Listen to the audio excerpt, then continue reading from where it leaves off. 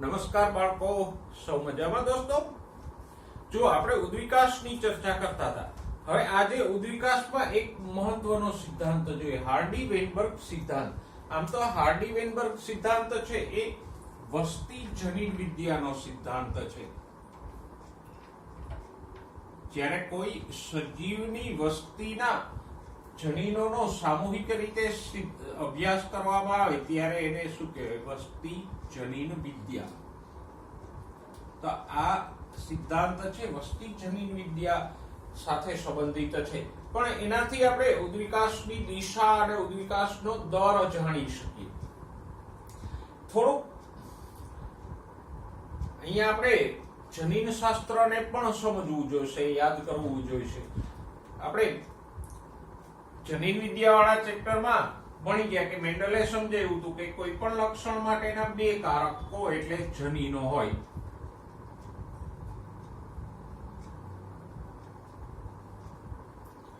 દાખલા તરીકે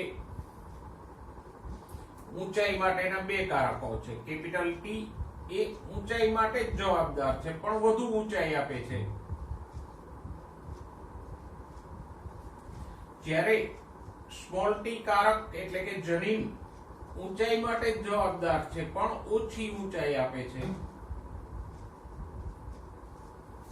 એવી જ રીતે પુષ્પના રંગ કે બીજના રંગ માટે પણ બે કારકો હોઈ શકે કે એક કારક લાલ રંગ આપતું હોય, બીજું કારક સફેદ રંગ આપતું હોય. તો લક્ષણ એક જ છે, પુષ્પનો રંગ, પણ એના માટે બે જુદા જુદા જનીનો કે કારકો છે.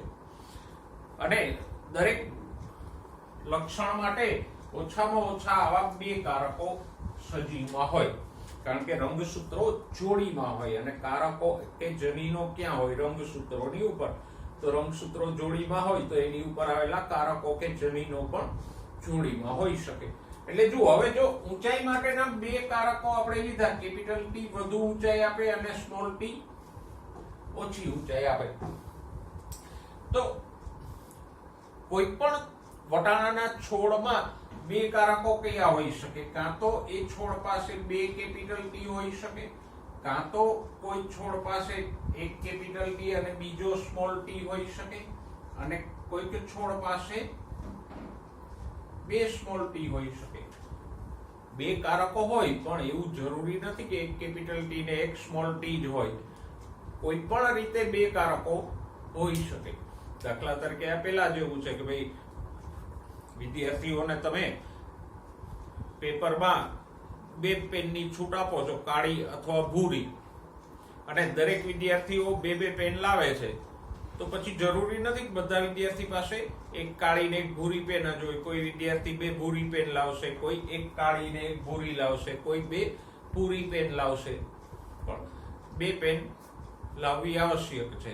અને એમાં કોઈ પણ બે કલર એમાં આ બે જ કલરો હોવા જોઈએ. એમ બે કારકો છે, ટી અને સ્મોલ ટી ઊંચાઈ માટેના, અને દરેક છોડ પાસે બે કારકો હોય. આવી જ રીતે પુષ્પના રંગ માટે બે કારકો હોય, બીજના રંગ માટે બે કારકો હોય. તો એમ સજીવો પાસે કોઈ પણ લક્ષણ માટેના બે બે કારકો હોય. ઓકે, હવે જો હાર્ડી-વેનબર્ગ સિદ્ધાંત, તો વસ્તીમાં જનીનના વૈકલ્પિક સ્વરૂપો, એટલે વૈકલ્પિક સ્વરૂપો કયા થયા? તો કે ટી નો વિકલ્પ કોણ થયો? Small T. અને સ્મોલ ટી નો વિકલ્પ કોણ થયો? Capital T. બે એકબીજાના વિકલ્પો છે ને, તો ટી અને સ્મોલ ટી એકબીજાના વૈકલ્પિક કારકો કહેવાય. તો એની આવૃત્તિ ઉપર આ હાર્ડી-વેનબર્ગ સિદ્ધાંત આધારિત છે. અને અંડરલાઈન કરો, આવૃત્તિઓ લગભગ સ્થાયી અને પેઢી સુધી સ્થિર જળવાઈ રહે. આવૃત્તિ કેમ શોધાય એ જોઈએ. અને જો આ આવૃત્તિ સ્થાયી અને સ્થિર જળવાઈ રહે તો વસ્તીમાં કોઈ પણ પ્રકારનો ઉદ્વિકાસ થાય નહીં. આવૃત્તિ બદલાતી હોય વસ્તીમાં પેઢી દર પેઢી, તો આપણે કહી શકીએ કે વસ્તીમાં ઉદ્વિકાસ થાય છે. હવે હાર્ડી-વેનબર્ગે આ વસ્તુને બીજગણિતના સૂત્રથી આપ્યું, પણ એ સૂત્ર ભણતા પહેલા જો નેક્સ્ટ પેરેગ્રાફ આ સિદ્ધાંત કહે છે કે વસ્તીમાં વૈકલ્પિક કારકોની આવૃત્તિ સ્થિર રહે અને પેઢી દર પેઢી અચળ જળવાયેલી. વચ્ચે એક બે શબ્દો આપ્યા છે એને સમજી લઈએ. એક શબ્દ તમને આપ્યો છે જનીન સેતુ.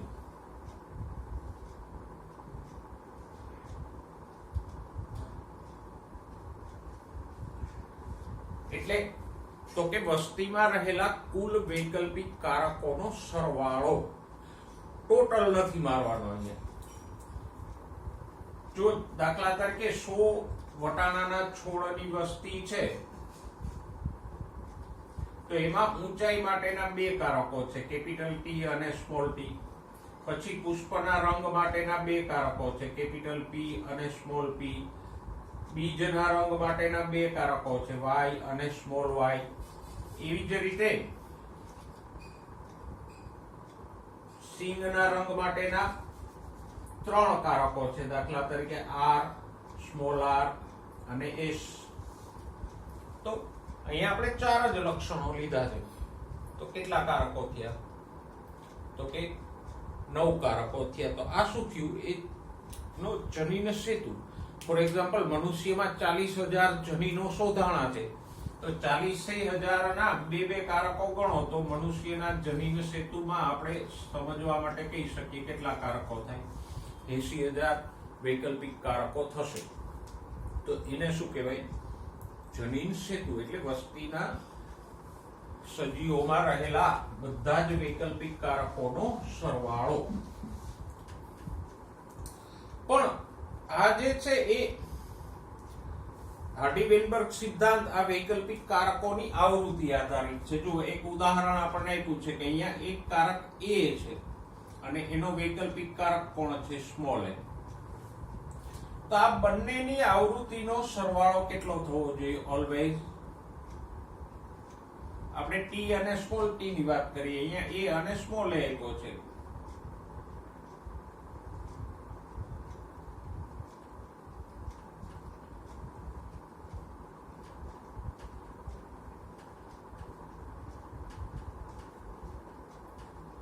એક થવો જોઈએ. સમજાઈ ગયું?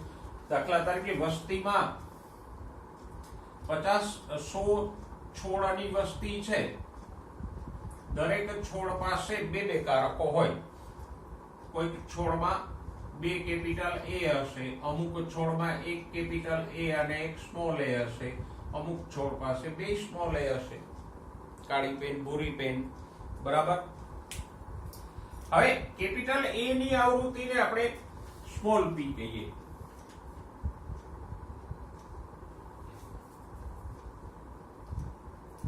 એની આવૃત્તિને આપણે શું શેનાથી દર્શાવશું? સ્મોલ પી થી. અને સ્મોલ એ ની આવૃત્તિને આપણે શેનાથી દર્શાવશું? સ્મોલ ક્યુ થી. તો જો આની આવૃત્તિ એટલે સ્મોલ પી, આની આવૃત્તિ એટલે પણ સ્મોલ પી. તો જે સજીવ એ ધરાવે છે, કેપિટલ એ, એના માટે આપણે પી સ્ક્વેર લખી શકીએ. જે સ્મોલ એ ધરાવે છે તો ક્યુ અને ક્યુ. તો આના માટે આપણે ક્યુ સ્મોલ ક્યુ સ્ક્વેર લખી શકીએ અને આના માટે લખશું 2pq. સમજાય છે? તો આ શેનું સ્વરૂપ છે? તો કે એક દ્વિપદી. તમે જૂના સમયમાં ભણી ગયા, p પ્લસ q નો હોલ સ્ક્વેર બરાબર 1. આનું જ સાદું રૂપ છે. અને હમણાં કીધું એમ p અને q ની આવૃત્તિનો સરવાળો કેટલો થવો જોઈએ? 1. તો હવે અહીંયા સજીવો ગણી લ્યો. 100 છોડ છે. ફોર એક્ઝામ્પલ 25 છોડ આવા છે, 50 છોડ આવા છે અને 25 છોડ સ્મોલ એ વાળા છે. તો પ્રમાણ કેટલું થયું? 100 માંથી કેપિટલ એ કેટલા થયા? 100 છોડ છે એટલે ટોટલ 200 કારક થાય. 200 કારક માંથી કેપિટલ એ કેટલા થયા? તો કે 25 છોડમાં 2 એટલે 50. આને જરા હું પૂછી કાઢું. આ ટોટલ સંખ્યા કેટલી થઈ? 25 છોડમાં 2 કેપિટલ એ એટલે 50. 50 છોડમાં 1 કેપિટલ એ એટલે એ પણ કેટલા થયા? 50. તો વસ્તીમાં કેપિટલ એ ની સંખ્યા કુલ કેટલી થઈ? સોરી 100. અને સ્મોલ એ તો કે 25 છોડમાં 2 2 છે તો એ પણ કેટલા થયા? 50. અને 50 છોડમાં 1 1 છે તો એની સંખ્યા પણ કેટલી થઈ? 50. તો સ્મોલ એ ની સંખ્યા કેટલી થઈ? 100. કુલ કારકો કેટલા હતા? 100 છોડ, દરેકમાં 2 2 એટલે કેટલા કારકો થયા? 200. 200 માંથી 100 એટલે કેટલા થયા? 50% અથવા તો 0.5. તો કેપિટલ A ની આવૃત્તિ P કેટલું થયું? 0.5.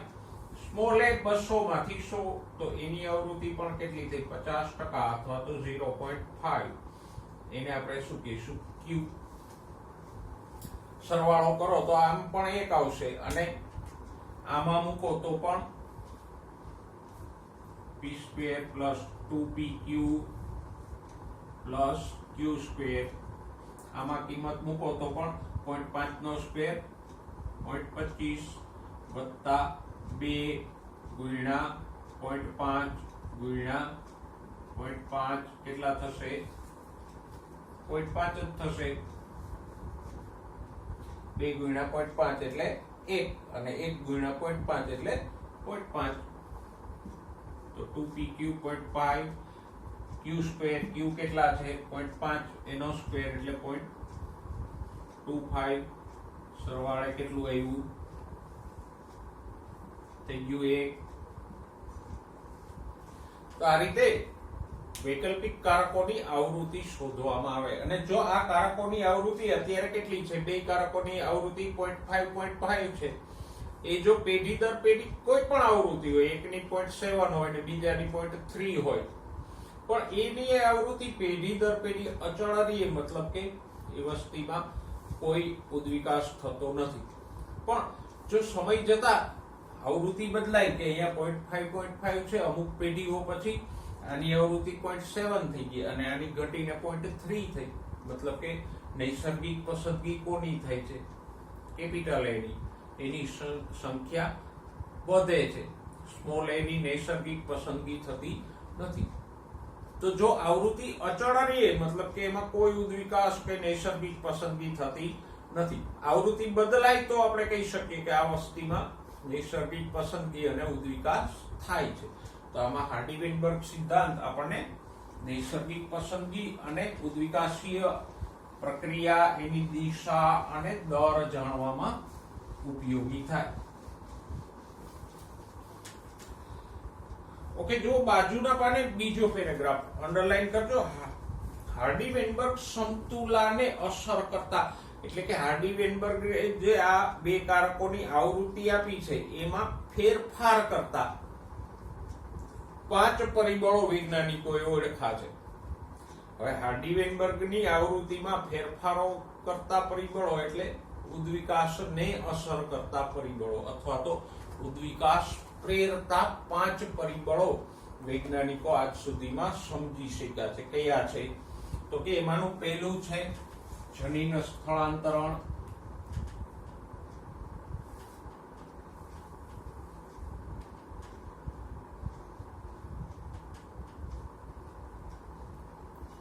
એના પછી છે જનીન વિચલન.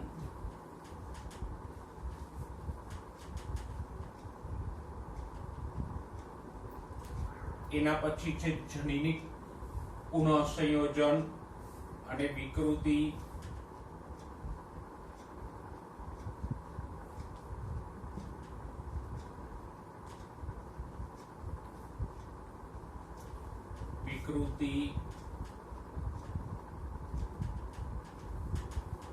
અને પાંચમું ડાર્વિને સમજાવ્યું એ પ્રાકૃતિક પસંદગી.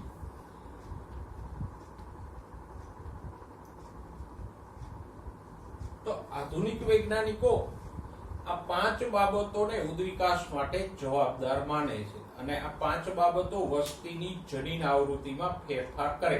અને મેં કીધું એમ જનીન આવૃત્તિ બદલાય તો ઉદ્વિકાસ થયો કહેવાય. જોઈએ દરેક બાબતને અહીંયા તમને ટૂંકમાં આપી છે. પેલું તો કે જનીન પ્રવાહ કે જનીન સ્થળાંતરણ એટલે શું? તો કે સિમ્પલ હશે. કોઈ બે અલગ અલગ પ્રકારની વસ્તી હોય, ધારો કે એક જગ્યાએ લાલ પુષ્પો વાળા છોડ ઉગે છે, બીજી કોઈ વસ્તીમાં સફેદ પુષ્પો વાળા છોડ ઉગે છે. કોઈ કારણસર લાલ પુષ્પો વાળા છોડના બીજ પેલી સફેદ પુષ્પો વાળા વસ્તીમાં જાય અને ત્યાં પ્રજનન કરે તો ત્યાં પણ લાલ અથવા ગુલાબી પુષ્પો વાળા છોડ આવશે. મતલબ કે લાલ પુષ્પ માટેના જનીનો હવે આ સફેદ છોડની વસ્તીમાં સ્થળાંતરણ પામ્યા. તો આમ એક વસ્તીનો સજીવ બીજી વસ્તીમાં જઈ અને પ્રજનન કરે તો એ સજીવની સાથે સાથે એના જનીનો પણ બીજી વસ્તીમાં જાય. ઉદાહરણ તરીકે કોઈ આફ્રિકન માણસ છે એ યુરોપમાં જાય અને ત્યાં એ આગળ સંતતિ પેદા કરે તો એ યુરોપિયન વસ્તીમાં એ આફ્રિકન જનીનો ઉમેરાણા. નેક્સ્ટ જો બીજું છે જનીન વિચલન. ખાસ વાત, જો આ ફેરફારો એટલે કે આવૃત્તિમાં ફેરફારો તક દ્વારા નહીં પણ બાય ચાન્સ આપણે કોને કહીએ, આકસ્મિક રીતે થતા હોય તો આ સમાન ફેરફારો જો બાય ચાન્સ થતા હોય તો એને જનીન વિચલન કહેવાય. એટલે કે નાની વસ્તી હોય ત્યારે એવું બને કે અમુક છોડ મરી પણ જતા હોય આકસ્મિક રીતે, કે અમુક સજીવો મરી પણ જાય. જેમ કે 100 છોડની વસ્તી છે, એમાં 50 લાલ ફૂલવાળા છે, 50 સફેદ ફૂલવાળા છે. હવે એક તરફથી કોઈ પ્રાણી એ છોડ ચરવા આવ્યું તો બાય ચાન્સ એવું બને કે 8 સફેદ ફૂલવાળા ખાઈ ગયો અને 2 જ લાલ ફૂલવાળા ખાધા. તો હવે જુઓ સંખ્યા બદલાઈ ગઈ ને, 10 છોડ ખાઈ ગયો તો હવે 90 છોડ વધ્યા, પણ 90 માંથી 48 લાલ ફૂલવાળા છે અને 32 સફેદ ફૂલવાળા છે. આવો જે આકસ્મિક ફેરફાર થાય આવૃત્તિમાં એને શું કહેવાય? જનીન વિચલન. બરાબર. અને ઘણીવાર જો આવું જનીન વિચલન મોટા પાયે થાય તો અંડરલાઈન કરો, અમુક જ જાતિ નાશ પામી જાય. ફોર એક્ઝામ્પલ, કોઈ કારણસર સફેદ ફૂલવાળા નષ્ટ થઈ ગયા તો હવે લાલ ફૂલવાળાની વસ્તી થઈ ગઈ તો એને શું કહેવાય? સ્થાપક અસર. એટલે કે આવી વિચલિત જાતિ એ કબજો જમાવી એને શું કહીશું? સ્થાપક અસર, ફાઉન્ડર ઇફેક્ટ. ઓકે, તો બે બાબતો આમાંથી જોઈએ આપણે, એક તો જનીન સ્થળાંતરણ અને જનીન વિચલન. ત્રીજી જોઈએ વિકૃતિ. વિકૃતિ આપણે જોઈ ગયા કે હ્યુગો ધ વ્રીસે વિકૃતિનો સિદ્ધાંત આપ્યો અને એણે એવું કીધું કે વિકૃતિને કારણે નવા લક્ષણો પેદા થાય અને ક્રમશઃ સજીવમાં વિકૃતિ થતી રહે તો સરવાળે નવી જાતિ ઉદ્ભવે. તો જો સૂક્ષ્મ જીવો પરના પ્રયોગો દર્શાવે છે કે પૂર્વ અસ્તિત્વ ધરાવતી લાભકારી વિકૃતિઓ પસંદગી પામે. એટલે કે સજીવોમાં જે વિકૃતિ થાય એમાંથી કોઈ વિકૃતિ લાભકારક હોય તો એની વસ્તી વધતી જાય, એવી વિકૃતિ વાળા સજીવોની વસ્તી વધતી જાય. તો એક નવા પ્રકારનો સજીવ અસ્તિત્વમાં આવે વિકૃતિ વાળા લક્ષણ વાળો. એટલે વિકૃતિ હંમેશા નુકસાનકારક જ હોય એવું નથી, અમુક વિકૃતિ ફાયદાકારક પણ હોય. હવે કેટલીક પેઢી પછી એ જ જાતિ નિર્માણમાં પરિણમે. એટલે કે અમુક પેઢીઓ પછી એ વિકૃતિ ધરાવતા લક્ષણ વાળી એક નવી અલગ જાતિ જ બની જાય કે જે મૂળ સજીવોથી જુદી પડતી હોય. તો આમ વિકૃતિથી પણ નવી જાતિઓ ઉત્પન્ન થાય. અને પ્રાકૃતિક પસંદગી તો આપણે જાણીએ છીએ કે ભિન્નતાઓ જીવનને ટકાવી શકે અને ફાયદાકારક ભિન્નતા હોય તો એવા સજીવો વધારે પ્રજનનક્ષમ થાય, જેને શું કહેવાય? પ્રાકૃતિક પસંદગી. તો આગળ જુઓ, તર્ક આધારિત વિશ્લેષણ આપણને સમજાવે છે કે અથવા તો વિશ્વાસ અપાવે છે કે વિકૃતિના કારણે કે જનીન પ્રવાહના કારણે કે જનીન વિચલનના કારણે અથવા જનનકોષ નિર્માણ દરમિયાન પુનઃ સંયોજનને કારણે સર્જાતી ભિન્નતા ભવિષ્યની પેઢીમાં જનીનોની અને વૈકલ્પિક કારકોની આવૃત્તિના ફેરફારમાં પરિણમે. એટલે કે આ 5 પરિબળો દ્વારા સજીવોમાં ભિન્નતા પ્રેરાય અને એ ભિન્નતાઓને કારણે ભવિષ્યમાં નવી જાતિ ઉદ્ભવે. તો આધુનિક વિજ્ઞાન એવું માને છે કે ઉદ્વિકાસ માટે આ 5 પરિબળો જવાબદાર છે. ઓકે, હવે જો બાજુના પાને તમને આલેખ આપ્યો છે પ્રાકૃતિક પસંદગીના અને અહીંયા તમને પેજ નંબર 137 ઉપર એનું ટૂંકમાં વર્ણન આપ્યું છે કે પ્રાકૃતિક પસંદગી સ્થિરતા, જેમાં ઘણા વ્યક્તિગત સજીવો સરેરાશ લક્ષણો પ્રાપ્ત કરે છે. એ દિશાકીય ફેરફાર એટલે કે ઘણા વ્યક્તિગત સજીવો સરેરાશ મધ્યમ લક્ષણો પ્રાપ્ત કરે, ભંગાણજનક ફેરફાર અને સ્થિર સ્થિતિ તરફ દોરી જાય. એટલે કે આ આલેખો શું સમજાવે છે કે પ્રાકૃતિક પસંદગી 3 પ્રકારની હોઈ શકે. જુઓ, ઉદાહરણ સ્વરૂપે એક છોડની વસ્તી આપણે લઈએ તો આ છોડની ઊંચાઈ છે અને આ ઊંચાઈ આધારિત આપણે લઈએ તો આલેખ આમ છે. આલેખમાં તમે સમજી શકો કે ઓછી ઊંચાઈ વાળા છોડની સંખ્યા પણ ઓછી છે, આ સંખ્યા છે. મધ્યમ ઊંચાઈ વાળા છોડની સંખ્યા વધારે છે અને એકદમ વધુ ઊંચાઈ વાળાની સંખ્યા પણ ઓછી છે. સમજાય છે? તો વધુ ઓછી ઊંચાઈ વાળા છોડની સંખ્યા પણ ઓછી છે, વધુ ઊંચાઈ વાળા છોડની સંખ્યા પણ ઓછી છે, મધ્યમ ઊંચાઈ વાળા છોડની સંખ્યા વસ્તીમાં વધુ છે. હવે આમાં જો પ્રાકૃતિક પસંદગી થાય તો એ 3 રીતે હોઈ શકે. પહેલો આલેખ જુઓ કેવો છે તો કે શિખર ઊંચું અને સાંકડું થાય એટલે કે સ્થિર. કેમ? તો કે આમ ફેરફાર થશે.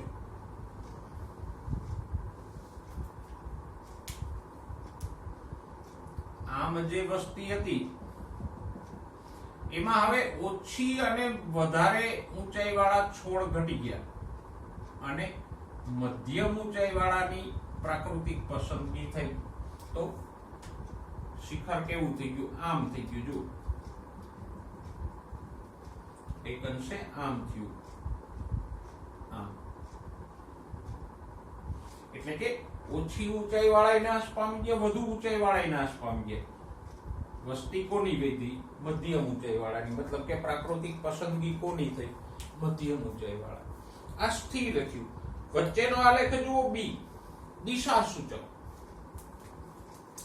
આમ થઈ ગયું.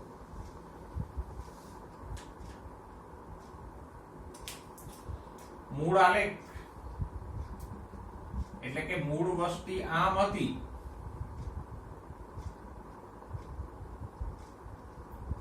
એને બદલે નવો આલેખ આમ થઈ ગયો.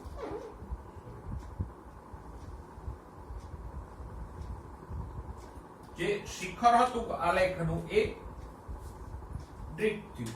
અહીંથી આમ ખઈશું. આમ ખઈશું એનો અર્થ શું થાય? તો કે ઓછી ઊંચાઈ વાળા નાશ પામી ગયા, મધ્યમ ઊંચાઈ વાળાની સંખ્યા પણ ઘટી. પ્રાકૃતિક પસંદગી કોની થઈ? વધુ ઊંચાઈ વાળાની, એક તરફની. આમાં મધ્યમ ઊંચાઈ વાળાની પ્રાકૃતિક પસંદગી હતી, અહીંયા વધુ ઊંચાઈ વાળાની પ્રાકૃતિક પસંદગી થઈ. અને ત્રીજો આલેખ સી દર્શાવે છે વિક્ષેપક કે ભંગાણજનક. એમાં આમ થયું. મધ્યમ ઊંચાઈ વાળાની સંખ્યા ઓછી થઈ ગઈ અને ઓછી અને વધુ ઊંચાઈ વાળાની સંખ્યા વધી. એટલે આલેખ આમ ભંગાણ પામી ગયું. તો 3 રીતે પ્રાકૃતિક પસંદગી થઈ શકે ને થઈ. કઈ? તો કે અહીંયા મધ્યમ ઊંચાઈ વાળાની પ્રાકૃતિક પસંદગી થઈ. આ શિખર છે આલેખનું એ સાંકડું અને ઊંચું મળે. એટલે કે આ આલેખ આપણને ક્યારે મળ્યો છે? તો કે એક સમયે. એની અમુક પેઢી પછી આપણે એ જ વસ્તીનો અભ્યાસ કર્યો તો આવો આલેખ મળ્યો. મતલબ કે આ શિખર સાંકડું અને ઊંચું થયું તો મધ્યમ ઊંચાઈ વાળાની પસંદગી થઈ. અથવા તો આવો આલેખ મળે તો આપણે કહી શકીએ કે વધુ ઊંચાઈ વાળા પ્રાકૃતિક પસંદગી પામ્યા છે, ઓછી ઊંચાઈ વાળા નષ્ટ થયા. અથવા મે બી અમુક પેઢી પછી આવો આલેખ મળે, મતલબ કે ઓછી અને વધુ ઊંચાઈ વાળા છોડ પ્રાકૃતિક પસંદગી પામ્યા, મધ્યમ ઊંચાઈ વાળા નથી પામ્યા. તો આ 3 રીતે પ્રાકૃતિક પસંદગી થઈ શકે. કઈ? તો કે આમાં શિખર આલેખનું શિખર સાંકડું અને ઊંચું થાય. આમાં શિખર છે એ આમ ખસે, મે બી આમ પણ ખસી શકે, ઓછી ઊંચાઈ વાળાની પ્રાકૃતિક પસંદગી થઈ, અને આમાં શિખર છે એ બે ભાગમાં વિભાજિત થઈ જાય. તો આપણે અહીંયા બે બાબતોની ચર્ચા કરી. પહેલા હાર્ડી-વેનબર્ગ સિદ્ધાંત સમજ્યા અને પછી ઉદ્વિકાસને અસર કરતી આ 5 બાબતો સમજ્યા. આ 5 પૈકી બધાની ચર્ચા આપણે સવિસ્તાર કરશું. પ્રાકૃતિક પસંદગીની તો આપણે વિશેષ ચર્ચા કરી ગયા. જનીન સ્થળાંતરણ, જનીન વિચલનની ચર્ચા કરશું, અને આ બે મુદ્દાઓ છે એની ચર્ચા આપણે 5મા ચેપ્ટરમાં સવિસ્તાર કરી ચૂક્યા. તો આપણે અહીંયા હાર્ડી-વેનબર્ગ સિદ્ધાંત ભણ્યા, એને અલગ યાદ રાખજો, અને બાજુના પાને ઉદ્વિકાસ માટે જવાબદાર આ 5 પરિબળો છે એના વિશેની જે ચર્ચા આપી છે એને અલગથી યાદ રાખજો. જો વિદ્યાર્થી મિત્રો, હવે જોઈએ ઉદ્વિકાસનો સંક્ષિપ્ત અહેવાલ. સંક્ષિપ્ત અહેવાલ એટલે ટૂંકો અહેવાલ, મતલબ કે પૃથ્વી ઉપર પહેલો જીવ ઉત્પન્ન થયો ત્યાંથી લઈ અને આજ સુધીમાં જે ઉદ્વિકાસમાં મહત્વની ઘટનાઓ બની છે એમાંની અમુક જે પુસ્તકમાં આપણને આપેલી છે એને ટૂંકમાં જોઈ લઈ. જો સંક્ષિપ્ત અહેવાલમાં સૌપ્રથમ કોષીય જીવન ક્યારે ઉદ્ભવ્યું, તો કે 2000 MYA. MYA એટલે million year ago.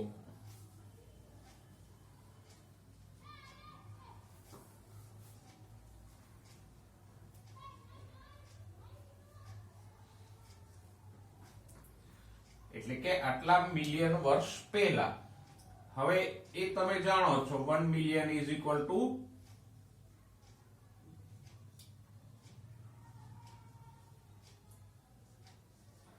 10 lakh. 1 million એટલે 10 લાખ વર્ષો થયા. તો MYA એટલે 2000 મિલિયન વર્ષ પહેલા સૌથી પહેલું કોષીય જીવન ઉદ્ભવ્યું. જો સાથે પુસ્તક રાખજો. આ કોષીય જીવન કેવી રીતે ઉદ્ભવ્યું, તો કે મહાઅણુઓના જોડાવાથી. જે પેલો ઓપેરિન હાલ્ડેને સિદ્ધાંત આપ્યો હતો કે શરૂઆતમાં પાણી, CO2, મિથેન, એમોનિયા એવા સરળ સંયોજનો હતા. પછી જેમ યુરી મિલરના પ્રયોગમાં પણ સાબિત થયેલું કે આ સરળ સંયોજનોમાંથી શર્કરાઓ, એમિનો એસિડ્સ, RNA એવા બધા મોટા અણુઓ બન્યા. પછી ધીમે ધીમે એમાંથી વિશાળ અણુઓ બન્યા, અને એ વિશાળ અણુઓમાંથી એક અકોષીય રચના, જેને આપણે કોએસર્વેટ્સ કહીએ, એ ઉદ્ભવ્યું.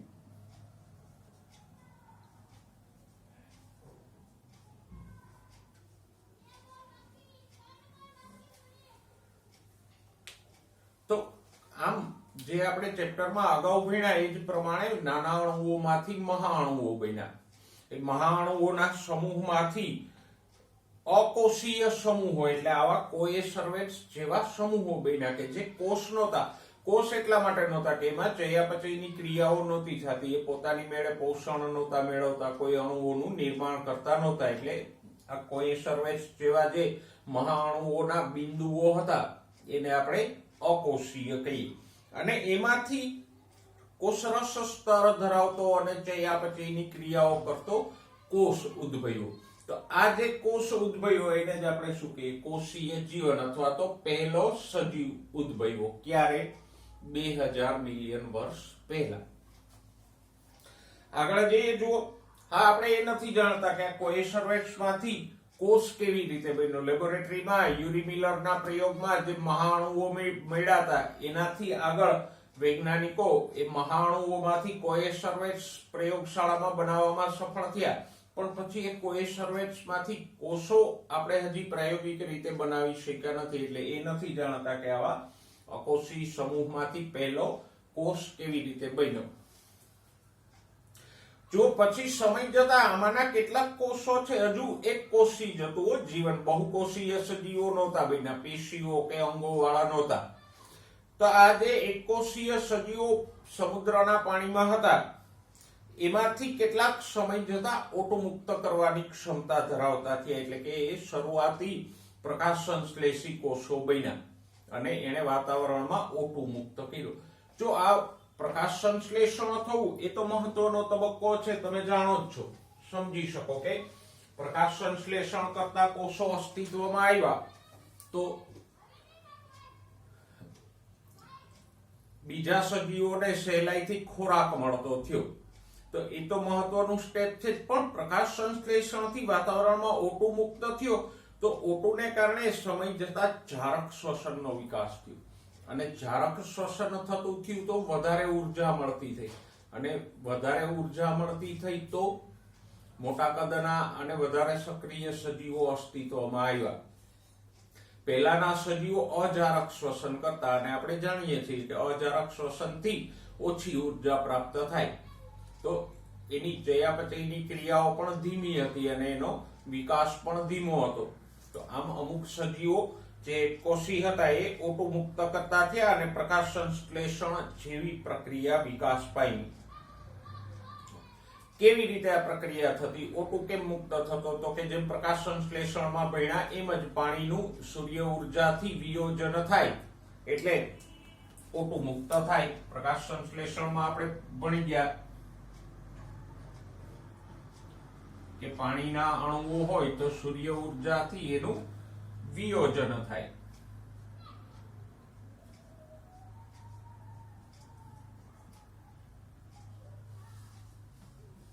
આમ અને પછી આ OH માંથી એક પાણીનો અણુ પાછો બની જાય,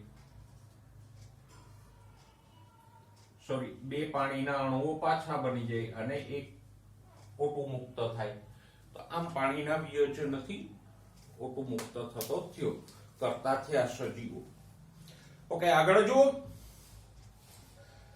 હવે 500 મિલિયન વર્ષ અગાઉ અપૃષ્ઠવંશીઓ ઉદ્ભવ્યા કે જે બહુકોષી હતા, પણ હજી આ અપૃષ્ઠવંશીઓ પાણીમાં જ હતા, જમીન ઉપર આવ્યા નહોતા.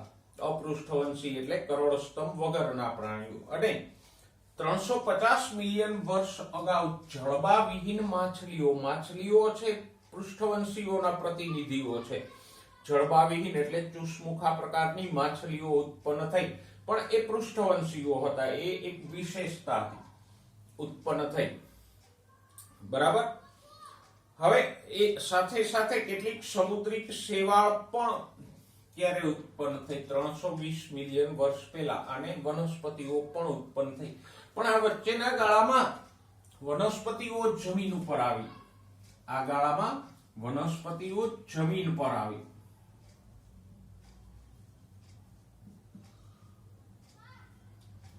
કારણ કે સૌથી પહેલા જમીન પર વનસ્પતિઓ આવે તો એની પાછળ પ્રાણીઓ આવી શકે. જો પૃથ્વી ઉપર વનસ્પતિઓ જ નહોતી જમીન ઉપર તો પછી પ્રાણીઓ આવીને શું કરે? ખાઈશું. સાથે સાથે કેટલીક લોફિન્સ જેવી માછલીઓ જમીન ઉપર આવતી થઈ. આ લોફિન્સ પ્રકારની માછલીઓ છે એના મીનપક્ષો મજબૂત હતા, એટલે કેટફિશની જેમ મીનપક્ષોના આધારે કિનારાના પ્રદેશની જમીનો ઉપર આવતી અને ત્યાંથી ખોરાક મેળવતી. કારણ કે ત્યારે જમીન ઉપર બીજા કોઈ પ્રાણીઓ નહોતા, એટલે સમુદ્રની સરખામણીએ ખોરાક માટેની સ્પર્ધા જમીન ઉપર ઓછી રહેતી હતી. તો આ લોફિન્સ છે કેટફિશની માફક પોતાના ફિન્સ એટલે મીનપક્ષો દ્વારા જમીન ઉપર આવતી, વનસ્પતિ ખાતી અને પાણીમાં જતી રહેતી. આ લોફિન્સ પ્રકારની એક માછલી અંડરલાઈન કરો જેનું નામ છે સિલ્કાન્થ. એ સમુદ્રમાંથી થોડાક વર્ષો પહેલા જ મળી એવી, નહીતર વચ્ચે એવું માનવામાં આવતું કે સિલ્કાન્થ છે એ લગભગ 7.5 કરોડ વર્ષ પહેલા લુપ્ત થઈ ગઈ, પણ અમુક માછીમારોની જાળમાં એ ફરીથી પકડાણી અને એ આ લોફિન્સ જેવા જ લક્ષણો દર્શાવે, કારણ કે વર્ષોથી એમાં કોઈ ઉદ્વિકાસીય ફેરફારો થયા જ નથી. તો એ લોફિન્સ અને એના અશ્મિઓથી સિલ્કાન્થ અને એના અશ્મિઓથી આપણે સમજી શકીએ કે આવી માછલીઓ પહેલા જમીન ઉપર આવતી હતી. પછી ધીમે ધીમે આ માછલીઓ વધારે ને વધારે જમીન ઉપર રહેતી થઈ. એમાં ફેફસાઓ વિકસા, મીનપક્ષોને બદલે પગ બની ગયા. તો એ સારી રીતે જમીન ઉપર રહેતા થયા. અને આમ સૌથી પહેલા લોફિન્સ જેવી માછલીઓમાંથી આપણે કહી શકીએ કે ઉભયજીવીઓ અસ્તિત્વમાં આવ્યા. ઓકે, નેક્સ્ટ 320 મિલિયન વર્ષ પહેલા મોટી સમુદ્રી શેવાળ અને બીજી વનસ્પતિઓ અસ્તિત્વમાં આવી કે જે પેશીધારીઓ હતી. 200 મિલિયન વર્ષ પહેલા સરીસૃપો અને વિશાળ ત્રિઅંગીઓ અસ્તિત્વમાં હતી. જો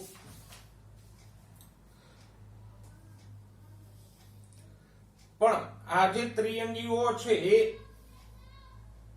અત્યારે નષ્ટ થઈ ગઈ છે. બાજુના ચાર્ટમાં જો પેજ નંબર 138 ઉપર આર્બોરેશન લાઇકોપોડ્સ કે જે વિશાળ ત્રિઅંગીઓ હતી એને નષ્ટ થઈ ગઈ અને એવું મનાય છે કે એમાંથી જ આજના કોલસા અને પેટ્રોલિયમના ભંડારો બન્યા.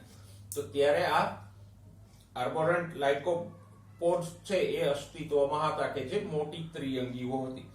સાથે સાથે આપણે વાત કરીએ એમ કે લોગફિન્સમાંથી ઉભયજીવીઓ આવ્યા અને ઉભયજીવીમાંથી સરીસૃપો આવ્યા 200 મિલિયન વર્ષ પહેલા. સરીસૃપો અને ઉભયજીવીમાં એક મુખ્ય તફાવત એ હતો કે ઉભયજીવીઓના ઈંડાઓ કવચ વગરના હતા, નરમ, એટલે જમીન ઉપર ઈંડા નહોતા મૂકી શકતા. એને ફરજિયાત આપણે ભણ્યા એમ પાણીમાં જ ઈંડા મૂકવા પડે. જ્યારે સરીસૃપોના ઈંડાઓમાં ફરક એ છે કે કેલ્શિયમના કવચ વાળા હોય એટલે જમીન ઉપર પણ ઈંડા મૂકે, સુકાઈ ન જાય. જો ઉભયજીવીના દેડકાના ઈંડા જમીન ઉપર હોય તો એ પાણી વગર સુકાઈ જાય, કારણ કે એની ફરતે કઠણ કવચ ના હોય. તો આ સરીસૃપો અસ્તિત્વમાં આવ્યા એ આવા કવચયુક્ત ઈંડા મૂકતા હતા, એટલે એને પ્રજનન માટે પણ પાણીની આવશ્યકતા રહી નહીં અને એ સંપૂર્ણ ભૂમિ નિવાસી થઈ ગયા. ઓકે, હવે જે જૂના સરીસૃપો હતા થેરાપ્સીડ કે પોલિકોસોરસ જેવા કે ડાયનોસોર્સ જેવા, એ તો બધા આજે લુપ્ત થઈ ગયા છે. આજે આપણે કશ્યપ એટલે ટોર્ટોઇઝ, કાચબા એટલે ટર્ટલ, મગર, સાપ, ગરોળી એવા બધા સરીસૃપો જોઈએ કે જે આ ભૂતકાળના લુપ્ત થઈ ગયેલા સરીસૃપોના વંશજો છે. પછી વનસ્પતિની વાત કરો તો વિશાળ ફન્સ એટલે હંસરાજ પ્રકારની ત્રિઅંગી વનસ્પતિઓ એ ત્યારે હતી 200 મિલિયન વર્ષ પહેલા, બરાબર. અને એ ધીમે ધીમે લુપ્ત થઈ ગઈ, જેને આપણે આર્બોરેન્ટ લાઇકોપોડ્સ કીધા એ. પછી કેટલાક સરીસૃપો, ઉદાહરણ અહીંયા અંડરલાઈન કરજો, ઇથિયોસોરસ જેવા જમીન ઉપરથી ફરીવાર પાણીમાં ગયા. જેમ કે વેલ સસ્તન છે પણ એના પૂર્વજો જમીન ઉપરથી પાણીમાં ગયા તો એ જલજ બની ગઈ. એમ ઘણા સરીસૃપો પણ પાછા પાણીમાં ગયા અને મત્સ્ય જેવો ઉદ્વિકાસ પામ્યા. ઓકે, સરીસૃપોમાં સૌથી આગળ જતા વિકસા હોય તો એ કોણ છે? ડાયનોસોર્સ. અને ડાયનોસોર્સ ના અલગ અલગ હતા. બ્રેકિયોસોરસ જેવા શાકાહારી ડાયનોસોર હતા, ટ્રાઇસેપ્ટોસોરસ કે ટીરેક્સ જેવા માંસાહારી ડાયનોસોર્સ પણ હતા. પણ એમાં સૌથી વિશાળ અને ભયાનક માંસાહારીઓ હોય તો એ કયા છે? અંડરલાઈન કરો, ટાયરેનોસોરસ રેક્સ, જેને ટૂંકમાં ટી-રેક્સ પણ કહેવાય. એ 20 ફૂટ ઊંચા અને મોટા જડબા અને દાંતવાળા ભયાનક શિકારીઓ હતા. અચ્છા, લગભગ 6.5 કરોડ વર્ષ પહેલા, 65 મિલિયન વર્ષ પહેલા ડાયનોસોર લુપ્ત થઈ ગયા. આપણે એનું સાચું કારણ નથી જાણતા કે કેવી રીતે ડાયનોસોર્સ લુપ્ત થયા. કોઈ એમ કહે છે કે ઉલ્કા અથડાવાથી ડાયનોસોર્સ લુપ્ત થયા, કોઈ કેવું કહે છે કે પર્યાવરણીય આબોહવાથી ફેરફારોથી લુપ્ત થયા. પણ ડાયનોસોર લગભગ 6.5 કરોડ વર્ષ પહેલા લુપ્ત થઈ ગયા એ હકીકત છે. હવે ડાયનોસોર જ્યારે નેક્સ્ટ પેરેગ્રાફ જો લુપ્ત થયા ત્યારે એ પહેલા જ સસ્તનોનો ઉદ્ભવ થઈ ચૂક્યો હતો. અને એ શરૂઆતી સસ્તનો છે નાના છછુંદર જેવા પ્રાણીઓ હતા. પણ ત્યારે ડાયનોસોર પ્રભાવી હતા પૃથ્વી પર, એટલે સસ્તનોનો ખાસ વિકાસ ન થઈ શક્યો. પણ જેવા ડાયનોસોર લુપ્ત થયા એટલે સસ્તનોને ખોરાક રહેઠાણ માટેની સ્પેસ મળી અને સસ્તનોનો વિકાસ થયો. અને સમય જતા આજે પૃથ્વી ઉપર પ્રભાવી પ્રાણીઓ હોય તો એ કયા છે? તો કે સસ્તનો. તો આમ આજે નાના સસ્તનો હતા એ વિકાસ પામ્યા. અને સસ્તનોની ખાસિયતો બે હતી. એક તો એ અપત્ય પ્રસવી હતા, એટલે કે એ જો વાક્ય અઘરું લખ્યું છે, ન જન્મેલા બાળને માતાના શરીરની અંદર સુરક્ષિત રાખતા હતા. ટૂંકમાં કહીએ તો ગર્ભ વિકાસ માતાના શરીરની અંદર જ થતો હતો અને આમ અંતઃગર્ભ વિકાસ થતો હતો અને બચ્ચાને જન્મ આપતા અપત્ય પ્રસૂતિઓ હતા એટલે એને ફાયદો શું થાય તો કે અપત્ય પ્રસૂતિઓ હોવાનો મુખ્ય ફાયદો એ છે કે ગર્ભ વિકાસ માતાના શરીરની અંદર જ થાય એટલે વિકસતા ગર્ભને શિકારીઓ, રોગો અને પર્યાવરણીય ફેરફારોથી રક્ષણ મળે. જે અંડપ્રસૂતિઓ છે એને મુશ્કેલી કે ગેરફાયદો એ થાય કે એના ઈંડાઓને પર્યાવરણીય ફેરફારો, શિકારી કે રોગોથી રક્ષણ નથી મળતું એટલે ઈંડાઓમાં ઘણા બધા ઈંડાઓ નષ્ટ પણ થઈ જાય, બગડી પણ જાય. જ્યારે અપત્ય પ્રસૂતિઓમાં ગર્ભ વિકાસ દરમિયાન શિશુને પૂરતું રક્ષણ મળતું હતું. એ એક સસ્તનોને ફાયદો હતો. બીજો ફાયદો સસ્તનોને એ હતો કે સંવેદનશીલતા એની વધારે હતી અને ભયને પારખી અને ભય કે કોઈ જોખમથી બચવા માટેની બુદ્ધિ ક્ષમતા સરીસૃપોની સાપેક્ષ એમાં વધારે હતી એટલે શિકારીઓથી સહેલાઈથી બચી પણ જતા હતા. તો આ અપત્ય પ્રસૂતિપણું અને સંવેદનશીલતાને કારણે એ બીજાઓની સાપેક્ષે પ્રાકૃતિક પસંદગી વધારે પામ્યા અને સસ્તનોનો આગળ વધારે વિકાસ થયો. જો ઘણા બધા સસ્તનો છે એ નાશ પણ પામી ગયા છે. એક શબ્દ આપ્યો છે ખંડીય વિચલન. ખંડીય વિચલન એટલે કોન્ટિનેન્ટલ ડ્રિફ્ટ મીન્સ તો કે એવું માનવામાં આવે છે કે પૃથ્વી ઉપર પહેલા એક જ ખંડ હતો વિશાળ, પેંગાઈ નામનો, અને આમ એક જ વિશાળ ભૂમિખંડ હતો. પછી ધીમે ધીમે ધીમે ધીમે કરતા એના ટુકડાઓ થયા અને એ ટુકડાઓ જુદા પડતા ગયા. એટલે આ જે એશિયા અને જેને યુરેશિયા કહેવાય એ પ્લેટ અહીં નહીં રહી.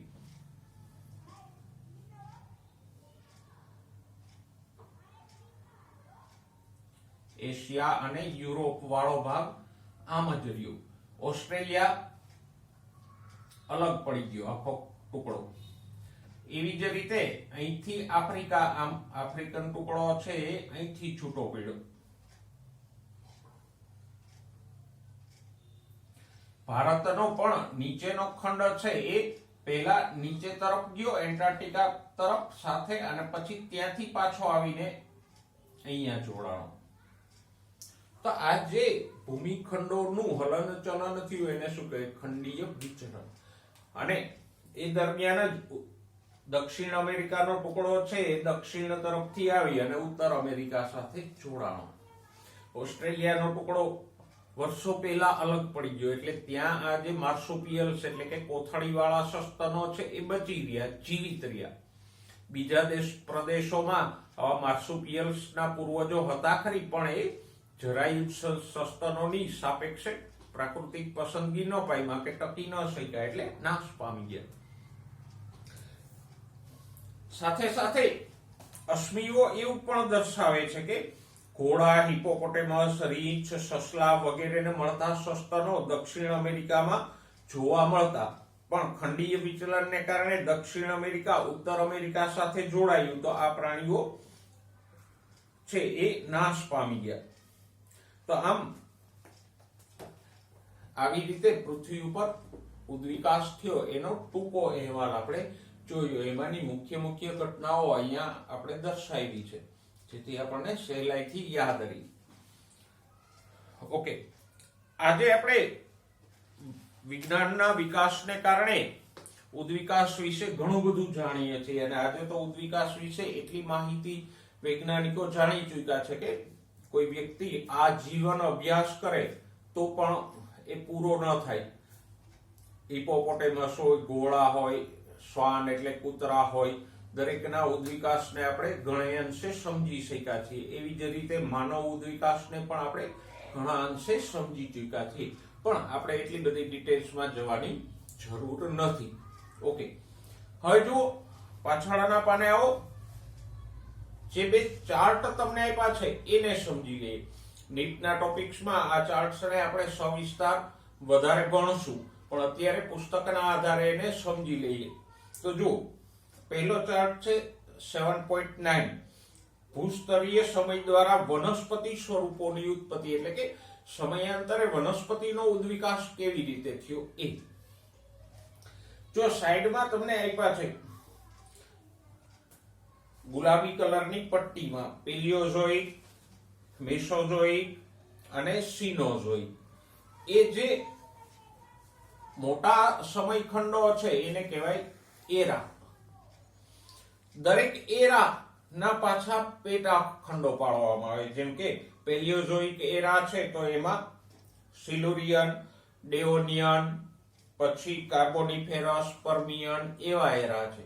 મેસોઝોઇક એરામાં તો કે ટ્રાયસિક, જ્યુરાસિક અને ક્રિટેશિયસ એરાઓ છે.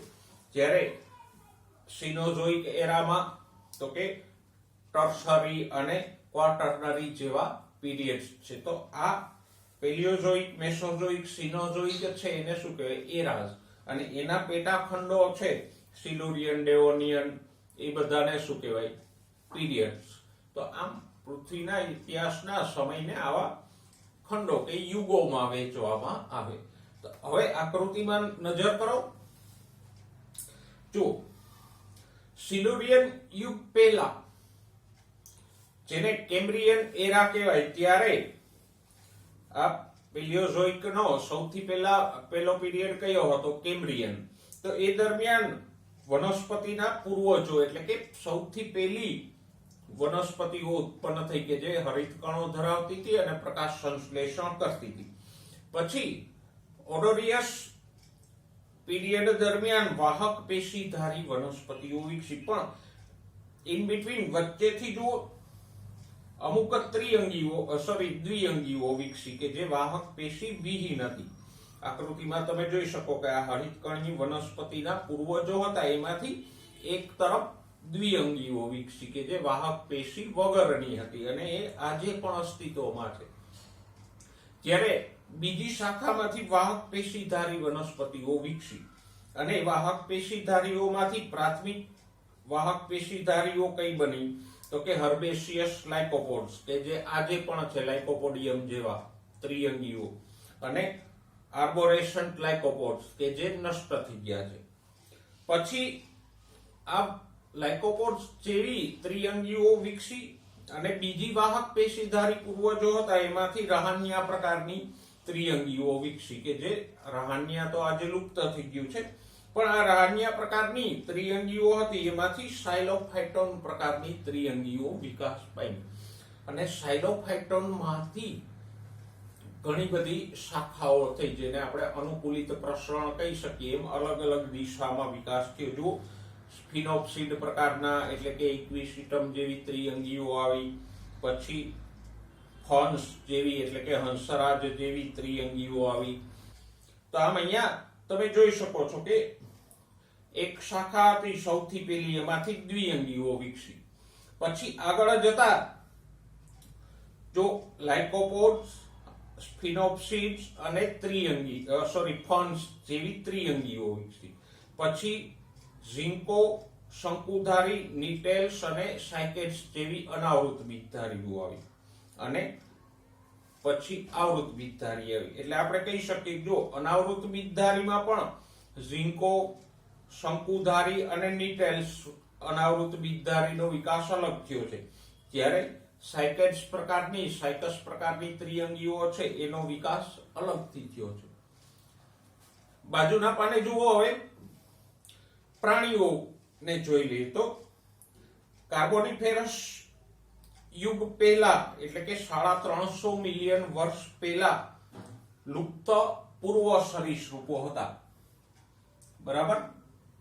350 મિલિયન વર્ષ પહેલા જે પ્રાથમિક પ્રકારના સરીસૃપો હતા એમાંથી બે શાખાઓ ઉદ્ભવી. એક છે સોરોપ્સિડ્સ, અને સોરોપ્સિડ્સ માંથી ક્રમશઃ કાચબાઓ, ગરોળી, સાપ અને ટાવટારા જેવા સરીસૃપો વિકસ્યા. સાથે સાથે સોરોપ્સિડ્સ માંથી થેકોડોન્ટ પ્રકારના સરીસૃપો વિકસ્યા અને થેકોડોન્ટ માંથી મગર જેવા સરીસૃપો વિકસ્યા, ડાયનોસોર્સ પણ વિકસ્યા અને આર્કિયોપ્ટેરિસ જેવા વિકસા અને એમાંથી પક્ષીઓ બન્યા. તો જો આ જે થેકોડોન્ટ પ્રકારના હતા એમાંથી મગર, ડાયનોસોર્સ અને પક્ષીઓનો વિકાસ થયો.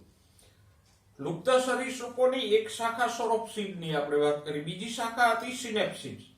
સિનેપ્સિડ્સમાંથી પોલિકોસોરસ જેવા સરીસૃપો વિકસા. એમાંથી થેરાપ્સિડ જેવા સરીસૃપો વિકસા અને થેરાપ્સિડ્સમાંથી આજના સસ્તનો ઉદ્ભવ્યા.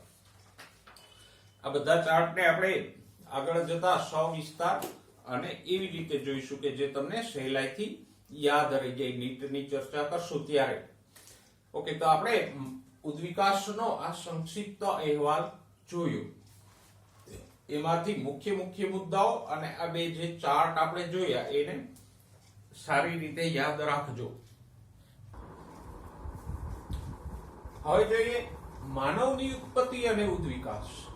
જો મનુષ્ય છે એ વાનરોમાંથી ઉતરી આવ્યો, પણ જે પ્રાઇમેટ પ્રકારના વાનરો હતા અને એમાં પણ ખાસ કરીને એપ્સ એટલે પૂંછડી વગરના વાનરો, ચિમ્પાન્જી, ઓરાંગુટાંગ, એ બધા આધુનિક એપ છે, એના પૂર્વજોમાંથી મનુષ્ય ઉતરી આવ્યો.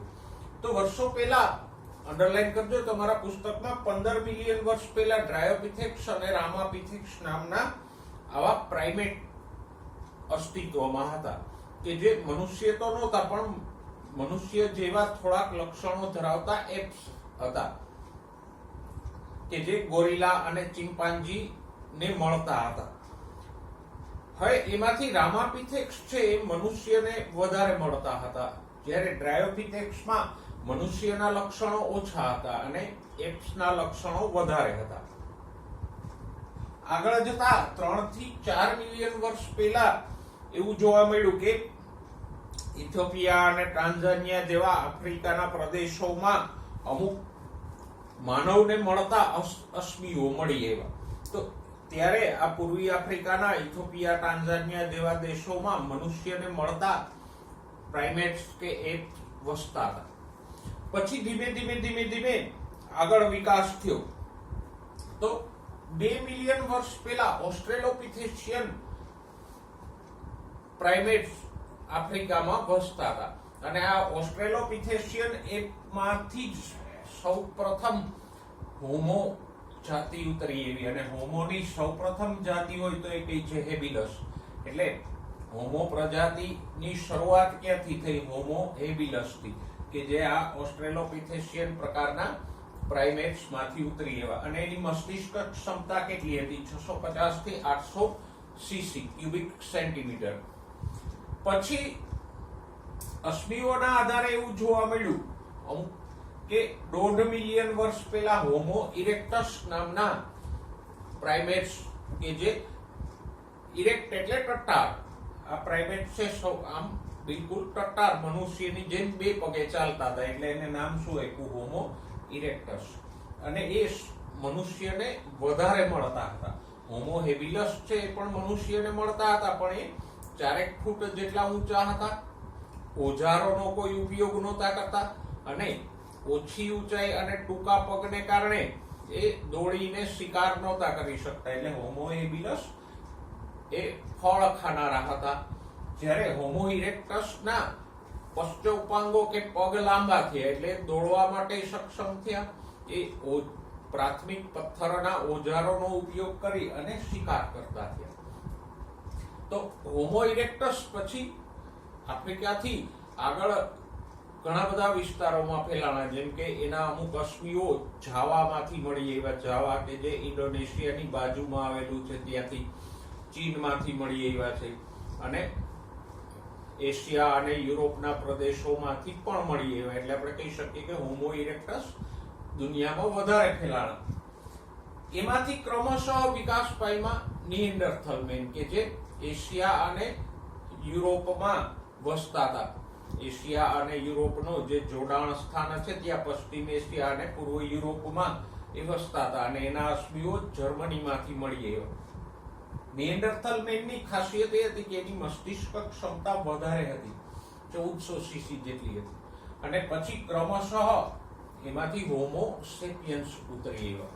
અને આપણે જાણીએ છીએ હોમો સેપિયન્સ એટલે આધુનિક માનવ ક્યારે ઉતરી આવ્યો? 75,000 વર્ષ પહેલા એ વિકાસ પામ્યો અને 10,000 વર્ષ પહેલા આ હોમો સેપિયન્સ ખેતીવાડી પશુપાલન કરતો થયો અને સામાજિક જીવન જીવતો થયો.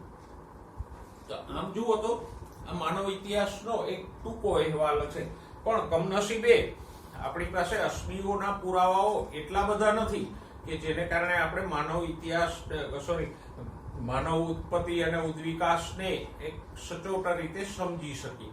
જે કાંઈ અશ્મિઓ મળે છે એના આધારે તારણો કાઢવામાં આવે, પણ સમય જતા વળી કોઈ નવા અશ્મિઓ મળી આવે તો ફરીથી તારણોમાં ફેરફારો પણ કરવા પડે. પણ માનવ ઉદ્વિકાસ વિશે જે કંઈ આપણે જાણીએ છીએ એમાંનું ઘણું બધું તમને અહીંયા આપેલું છે. તો આને આમ મુદ્દાસર યાદ રાખજો. દરેકની મસ્તિષ્ક ક્ષમતા આપી છે એને પણ યાદ રાખજો. આકૃતિમાં તમને એક સાદી આકૃતિ આપી છે, જુઓ કે એક મનુષ્યની ખોપરી આપી છે, બાળ ચિમ્પાન્જીની અને પુખ્ત ચિમ્પાન્જીની ખોપરી આપી છે. તો અહીંયા આપણે જોઈ શકીએ કે આધુનિક મનુષ્યની ખોપરી અને બાળ ચિમ્પાન્જીની ખોપરી તદ્દન મળતા છે. તો એના આધારે આપણે કહી શકીએ કે મનુષ્યનો ઉદ્વિકાસ આ ચિમ્પાન્જી જેવા એપમાંથી થયો હશે. જો ચિમ્પાન્જી માંથી નથી થયો, કોઈ પ્રાઇમેટ્સ હતા એમાંથી અમુક ચિમ્પાન્જી કે ગોરિલા સ્વરૂપે વિકસા અને અમુક મનુષ્ય સ્વરૂપે વિકસા. એટલે ચિમ્પાન્જી, ઓરાંગુટાંગ કે ગોરિલા એ આપણા પૂર્વજો નથી, પણ આપણે કાકા બાપાના ભાઈઓ કહેવાય. તો આ માનવ ઉદ્વિકાસની વાત કરી. અહીંયા આપણું પ્રકરણ નંબર 7 પૂરું થયું.